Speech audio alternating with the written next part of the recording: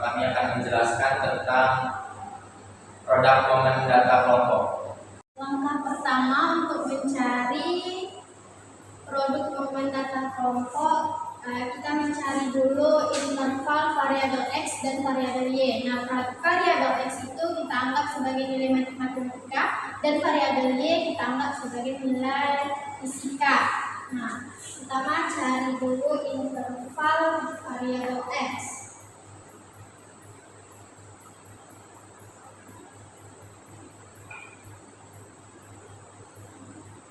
Rumusnya yaitu R per I. Nah, cara mencari R itu rumusnya H dikurang L.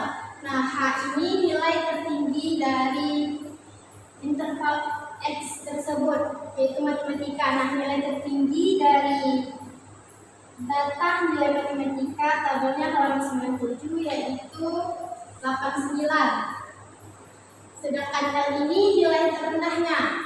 Nilai terendah dari matematika itu ada 35 dikurang 35. Nah, hasilnya adalah 54. Nah, kita masukkan ke rumus, R-nya kan 54. Nah, untuk I-nya tahu dari mana? Dari 10 sampai 20 itu kita ambil aja angka perkiraannya itu 5. Berarti 54 dibagi 5 sama dengan 10,8. Nah, sekarang kita cari interval Y atau interval nilai fisika.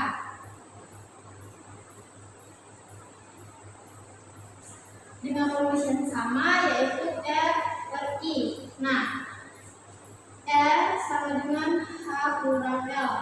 Nah, nilai tertinggi dari interval Y atau fisika yaitu 84. Sedangkan yang terendahnya 54. Dikurangin hasilnya jadi 30. Nah, R-nya itu 30. I-nya kita ambil angka perkiraannya itu 3. Jadi 30 bagi 3 itu hasilnya 10. Nah, langkah keduanya yaitu kita membuat peta korelasi untuk mencari produk momen. Nah, di sini kan ada Y dan X. Nah, nanti kita masukkan nilai X ini ke samping dan juga nilai Y ini ke bawah. Nah, tadi kan kita dapat interval X yaitu 5. Nah, nilai terendah tadi matematika atau nilai X itu kan 35. Nah, 35, 36, 37, 38, 39. Jadi di sini kita buat 35 sampai 39. Selanjutnya 40, 41, 42, 43, 44. Jadi di sini dibuat 40 ke 44. Dan begitu seterusnya. Selanjutnya kita masukkan nilai Y ke dalam peta korelasi. Tadi kan interval dari Y itu 3. Jadi dimulai dari 84, 85, 86. Jadi di sini kita buat 84 ke 86. Lalu 81 ke 83. Dan begitu seterusnya.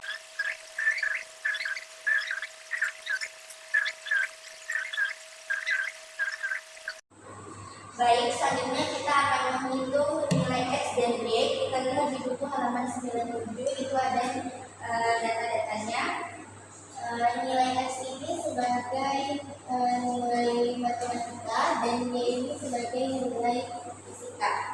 Kita lihat siswa pertama itu ada Ani. Matematikanya itu di angka 35 dan fisikanya itu di angka 55. Jadi dia letakkan di sini.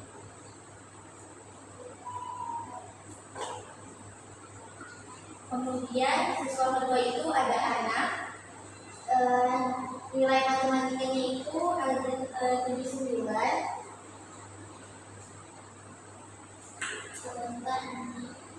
Kemudian fisikanya itu terletak di 80. Jadi di dan begitu seterusnya. Selanjutnya kita akan mencari frekuensi. Frekuensi yang pertama itu 35 dan 39, yaitu 1. Taruh di sini 1. Yang kedua frekuensi 40 sampai 44 itu ada 3, 1, 2, 3. Selanjutnya frekuensi dari 45 sampai 49 itu ada 1, 2, 3, 4 dan seterusnya. Selanjutnya kita akan mencari frekuensi Y. Bisa dilihat dari frekuensi 84 sampai 86 itu ada 2, 1, 2. Selanjutnya frekuensi dari 81 sampai 83 itu ada 1, 2, 3, 4, 5, 6. Selanjutnya frekuensi dari 78 sampai 80 itu ada 3, 5, 6, 7, 8 dan seterusnya.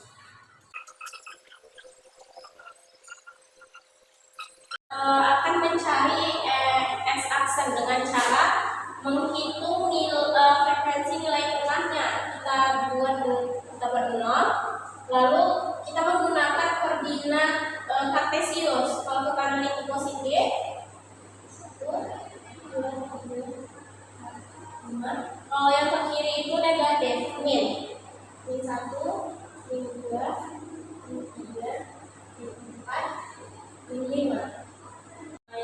Selanjutnya kita mencari nilai aksen ini sama dengan caranya dengan mencari x aksen ini. Kita mencari nilai frekuensi paling tengahnya itu 11. Nah, kita tulis 0, kalau ke bawah itu negatif. 2, 3, 4, 5. Kalau ke atas itu positif. Selanjutnya cara mencari fx aksen ini dengan cara frekuensi ini dikali dengan x aksen. Min 5 dikali 1 itu min 5. Min 4 dikali 3 itu min 12. Min 3 dikali 4 itu min 12 juga. Dan begitu sampai seterusnya.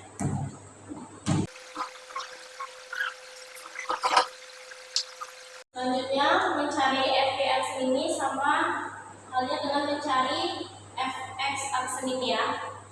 Dengan cara y aksen ini dikali dengan frekuensi. 2 kali 5 itu 10, 6 kali 4 itu 24, 8 kali 3 itu 24 juga.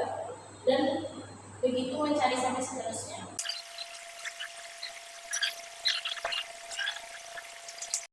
Baik, selanjutnya kita akan menjelaskan tentang fx aksen kuadrat dengan cara mencarinya itu dengan cara fx aksen ini dikali sama x aksen, yaitu min 5 ini dikali sama min 5, hasilnya positif 25.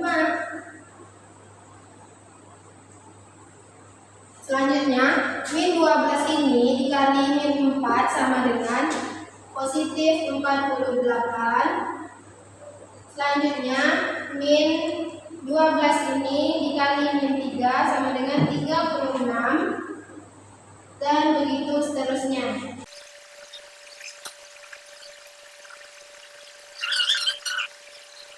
Baik, selanjutnya kita mencari fy aksen kuadrat. Cara mencarinya yaitu sama seperti mencari fx aksen kuadrat tadi, yaitu fy aksen ini dikali dengan y aksen. Berarti 10 dikali 5, 50. 24 dikali 4 sama 96. 24 dikali 3 sama dengan 72 dan begitu seterusnya.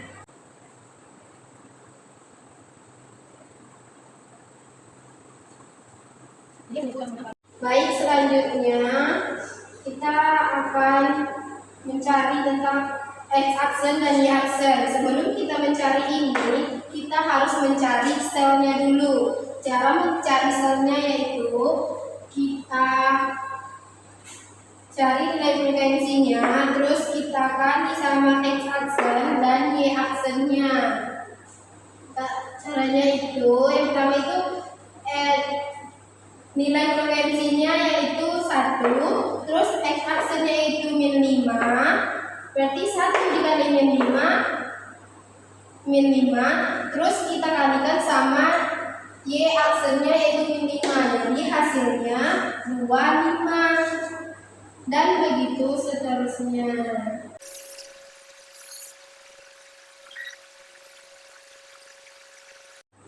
Baik, selanjutnya setelah kita mendapatkan semua selnya, yaitu kita mencari letak X aksen dan Y aksen. Nah, caranya itu kita jumlahkan sel ini.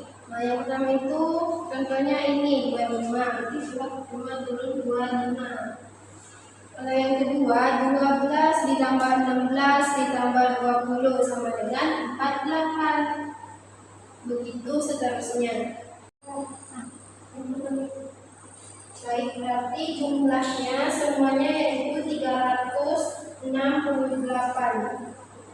Baik, saya kita akan mencari X aksen dan Y aksen, tapi berbeda. Dan tadi kita hitungnya dari atas ke bawah, sekarang ke samping.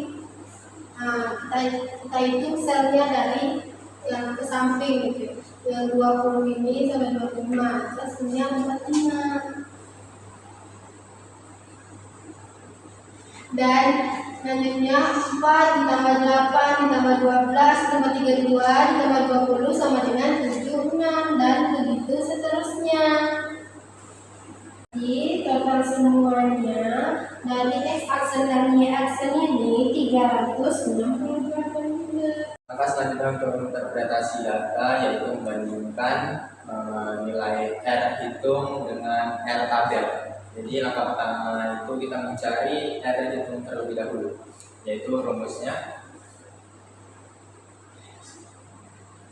X dengan sigma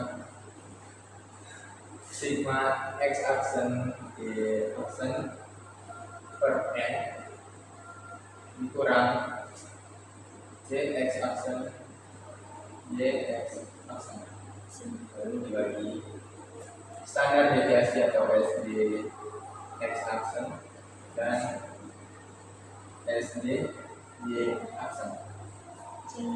Nah, ini untuk mencari R hitung. Nah, jadi yang setelah itu kita mencari nilai C X aksen dan Y X aksen. C Y aksen. Nah, jadi rumus untuk mencari C X aksen terlebih dahulu itu sama dengan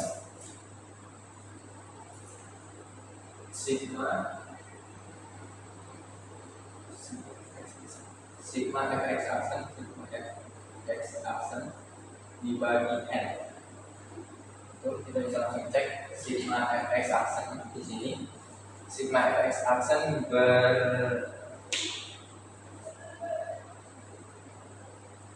sigma F X aksen ini bernilai 47. Jadi 47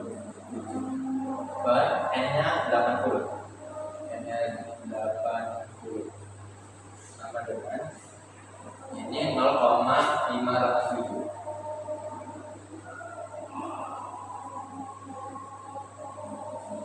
Lalu selanjutnya mencari CY aksen. Rumusnya sama sigma F Y aksen per N.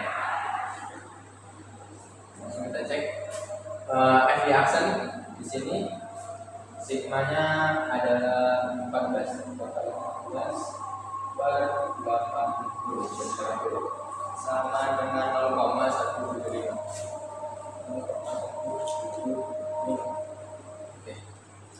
Selanjutnya kita mencari standar deviasi X aksen dan standar deviasi Y aksen. Rumusnya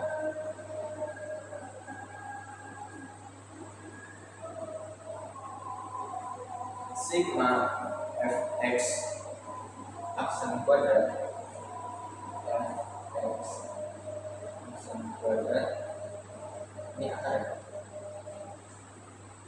dibagi n bagi n sama dengan kita cek dulu sigma fx aksen kuadrat ini 447 jadi akar 447 dibagi 80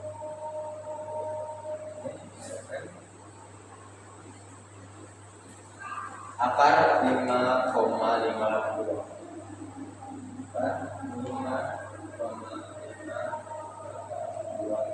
lalu akar dari 5,582 itu 2,36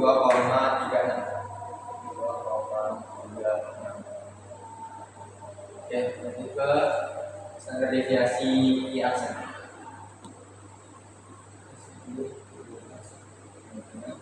rumusnya sama sigma f y aksen kuadrat bagi n sama dengan di sini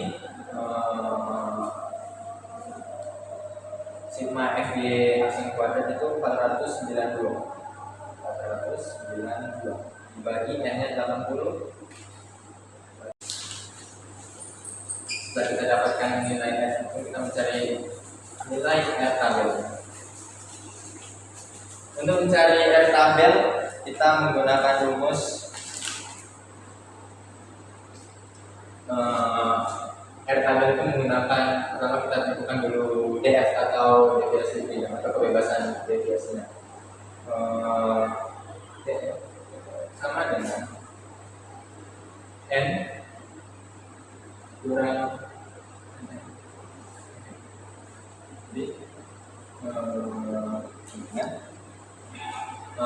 N-nya itu 80 dikurang N ini variabel yang kita gunakan. Jadi variabel yang kita gunakan itu kan ada dua, yaitu nilai matematika dan nilai fisika. Jadi dikurang 2 sama dengan 78. Nah, DF-nya sudah ada 78. Kita bisa cek ke tabel lampiran yang ada di buku. Di buku ini DF-nya itu bernilai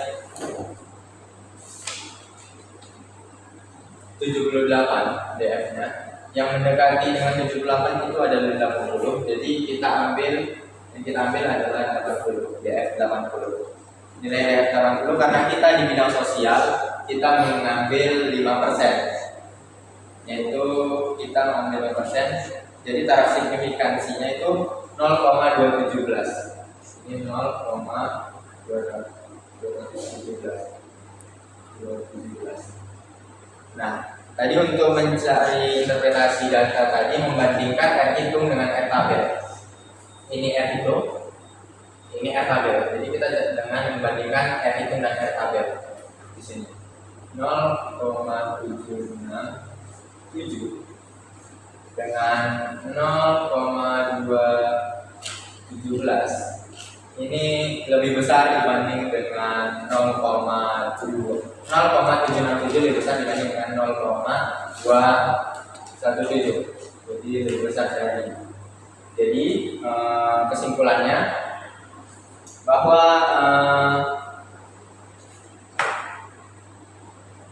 terdapat korelasi yang signifikan pada keterampilan matematika ini, bahwa cukup berpengaruh terhadap kemampuan fisika murid.